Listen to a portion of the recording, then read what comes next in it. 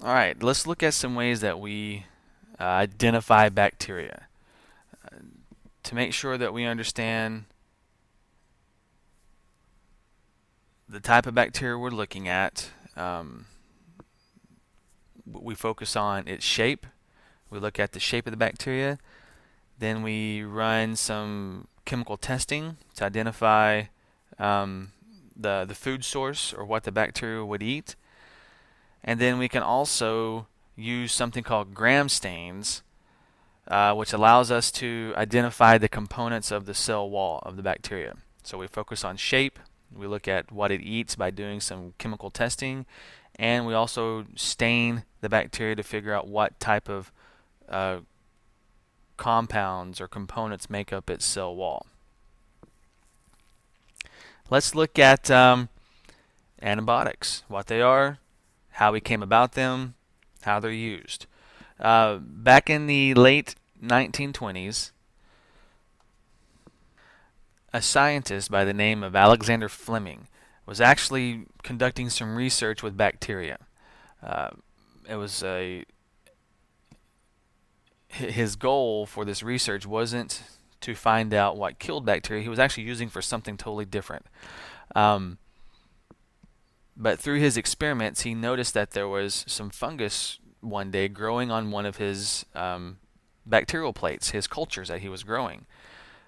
And he noticed that around that fungus there was a ring of clear space where the bacteria wasn't growing anymore. So this made him realize that okay, something is being produced by that fungus to kill the bacteria around it. It's a protection defense mechanism by that fungus. So what he did is he took the the liquid components that was being secreted by that fungus, um, did some experimenting with it, and he later dubbed it penicillin. And this is how penicillin was discovered. It was an accident because he definitely wasn't looking for ways to kill bacteria. He was actually using that bacteria for some other type of experiment, and just happened to come across a mistake where he left his bacterial plates out too long and a fungus started growing. But that what was produced was an antibiotic. It was a natural chemical secretion by the fungus that killed the bacteria. So this was the discovery of penicillin. It was a mistake, and oftentimes discoveries through science are happy accidents, if you will. But this was one of those happy accidents, the discovery of antibiotics. Now, how do they work?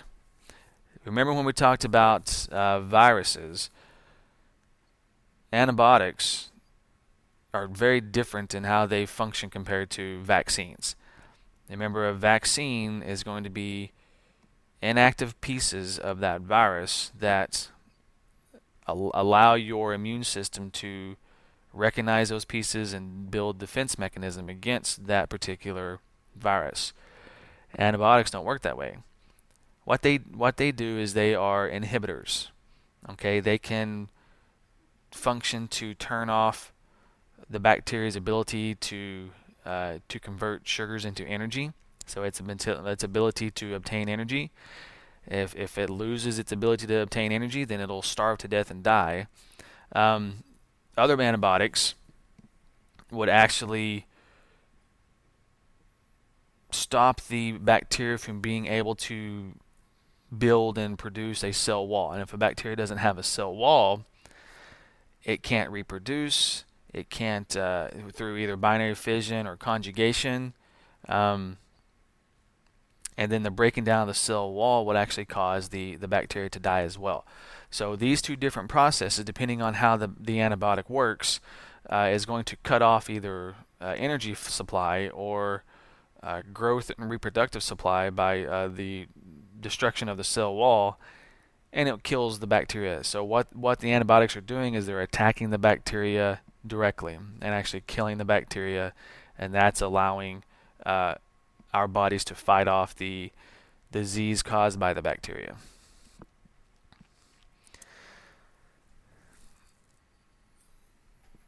Now, what we're going to be looking at in the next couple of slides is what we did in our bacteria lab.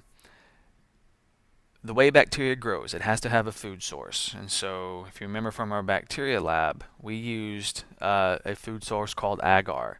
It's a nutrient gel that that certain bacteria can grow on and they can feed on, and they'll reproduce and all of those things. Well, when bacteria grow on an agar gel, they grow kind of like a lawn of grass will grow. They spread out and they cover the entire food source. So they're going to cover the entire agar plate. What we saw when we applied our antibiotic discs to the plate was that there were things called zones of inhibition formed around those plates, which were areas where the bacteria couldn't grow because the antibiotics killed the bacteria in those areas, and that's where you saw those zones or those circles forming. And this was just the antibiotic diffusing into the plate, into the agar. There was no bacteria because of that particular antibiotic killing the bacteria. Now, there's problems with antibiotics, okay? And I've mentioned before, and it's a totally different topic we'll get into later, but we are exposed to a large number of antibiotics through our lifetime, through the foods we eat, through the sicknesses we get, and every time we go to the doctors are eager to prescribe an antibiotic as a precaution, because doctors don't want to worry about if it was some type of bacterial infection and they didn't prescribe medication or an antibiotic. They don't want to be the blame for it. So they're eager to prescribe antibiotics. Plus, it's in our foods, laden in our foods. And I've mentioned this before, but so like I said, that's a different topic. So that's tied to problems with antibiotics and our use of antibiotics in our culture. One problem is bacteria can multiply and reproduce very quickly. Within a 7 to 10 day period, you can start out with a few thousand bacteria causing a disease, and it can multiply to a few 100,000. So they can multiply very quickly. Most antibiotics that are prescribed are recommended to be taken within a 7 to 10 day period, and then after 7 to 10 days, your antibiotic is done and it's run its course. However, not all bacteria may be killed in that 7 to 10 day period. The ones that aren't have a very high probability of being able to mutate their DNA, their reproductive processes, and become resistant to that antibiotic that they were exposed to. If that happens and they start to cause you to get sick again with the disease that they cause, and you go back to take that antibiotic, well, they've become resistant to it. And so that antibiotic will no longer work against that bacteria. So that's one problem that comes about all the time. We've exposed all of these bacteria that cause diseases in us to certain antibiotics over and over and over, and they've become resistant. They've mutated to fight against them to where those particular antibiotics aren't harmful anymore. And so then we have to manufacture stronger ones, which have a bigger toll on our systems, and then the cycle keeps going. So that's one problem with antibiotics. Another problem is that a lot of times when someone is prescribed a particular antibiotic to take, after maybe 2 days they start feeling better. And maybe you've been in this situation before, where after a couple days you start feeling better, maybe 3 or 4 days. And so you stop taking your antibiotic. But the antibiotic says you need to take it for 10 days, 2 times a day, and maybe after 3 or 4 days someone starts just taking it once a day, or maybe they stop because they feel better. The symptoms start to improve. When this happens, the bacteria aren't going to be killed off, so that gives them a chance to rebound, spread again, reproduce, and then once again they become resistant, like in the first problem.